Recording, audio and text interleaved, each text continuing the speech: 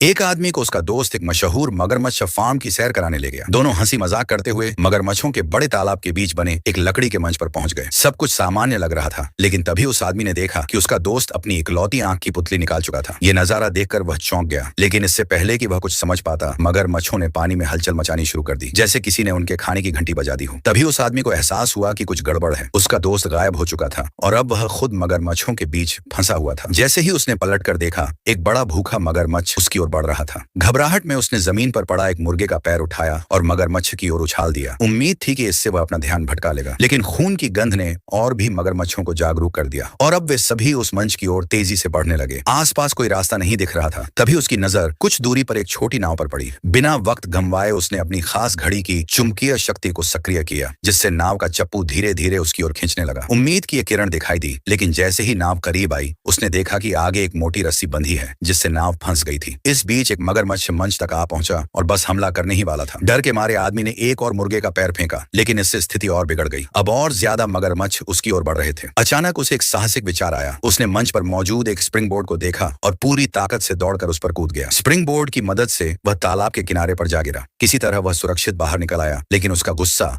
अब अपने दोस्त पर था, जिसने उसे इस खतरनाक जाल में फंसाया। बदला लेने की भावना से भरा हुआ उसने पास में रखी मुर्गों की एक पूरी ट्रे उठाई और मगरमच्छ के तालाब में फेंक दी। खून की तेज गंध से मगरमच्छ पागल हो गए और तेजी से किनारे की ओर बढ़ने लगे। फिर उसने तालाब का दरवाजा खोल दिया, जिससे मगरमच्छों को बाहर निकलने का रास्ता मिल गया। उसने एक लाइन में मुर्गे फेंके, जिससे मगरमच्छ उस रास्ते पर चलने लगे, विला की तरफ। अब वह शांति से किनारे पर खड़ा अपने दोस्त को मगरमच्छों का सामना करते हुए देखने वाला था।